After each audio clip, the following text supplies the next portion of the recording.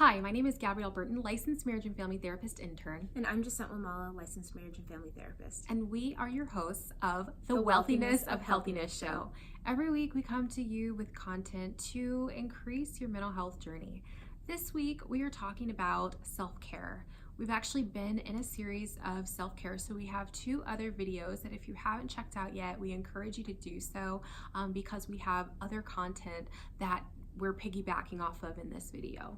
And so last time, or the first video of self-care, we talked about some myths, we talked about the definition, and then we gave you some tips with the definition that we're using being the intentional time that you take to fulfill yourself daily, mentally, emotionally, physically, on a regular basis. And so that's what we were discussing then and what we'll use to wrap up this topic today. Yes, so the second video that we did, we already covered 4 different domains of self-care, and then in this video we're going to cover the last 3 categories.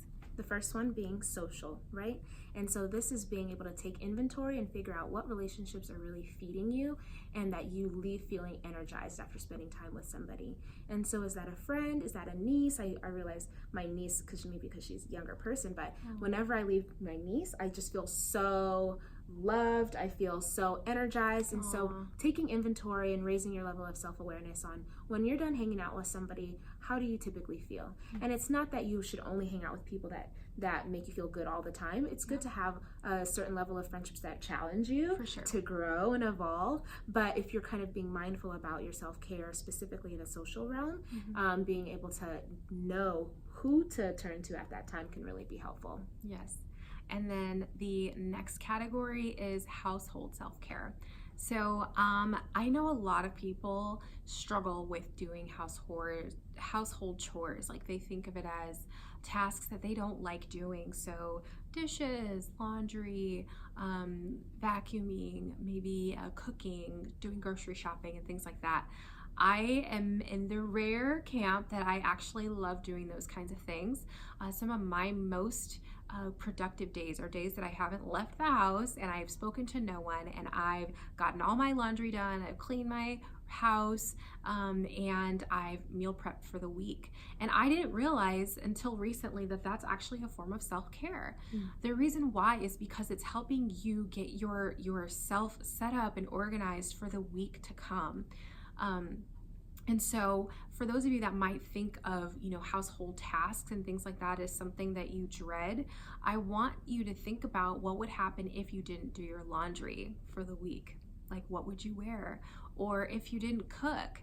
I know for me personally, like if I don't meal prep for the week, then I'll most likely make some poor eating choices. It'll cost me more money because I'm going to be eating out and probably not at places that I generally eat at. And so that is household self-care is definitely a category and a domain that you want to implement regularly. Yeah, one of the nice things is that some of these domains supplement each other, and so household actually also fulfills and supplements physical. So yeah, that's especially true. If you live on the second floor, you have to take your laundry from upstairs to the washer and dryer downstairs, vice versa.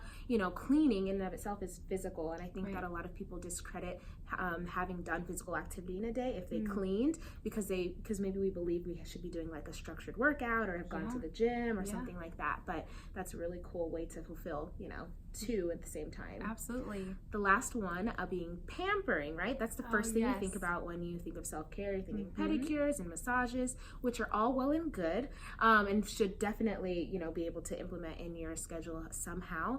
But what ways can you do it that's maybe either more cost-effective or something you can do more regularly? One of the things that I did when I was in grad school and actually was on a tight budget was watch YouTube videos and learn how to do manicures on myself. Nice. And what I did, I also have natural hair, so we also dread things like washing our hair and stuff like that. If you understand, leave a little emoji that's like this. But turning that into a spa day. Now I call my wash day my spa day, and on that day I'll do my bentonite clay mask, and I'll exfoliate and do my mani and pedi, and I turn it into something that I'm using to kind of invest in myself and take care of myself, as opposed to seeing it as like this chore that I really dread and don't look forward to. And because I do it that way, I enjoy it more, it goes by faster, and I feel really good afterward. Yeah, so a lot of these things are really just about, in therapy, we call it reframing. So maybe it's thinking about tasks that you tend to do and actually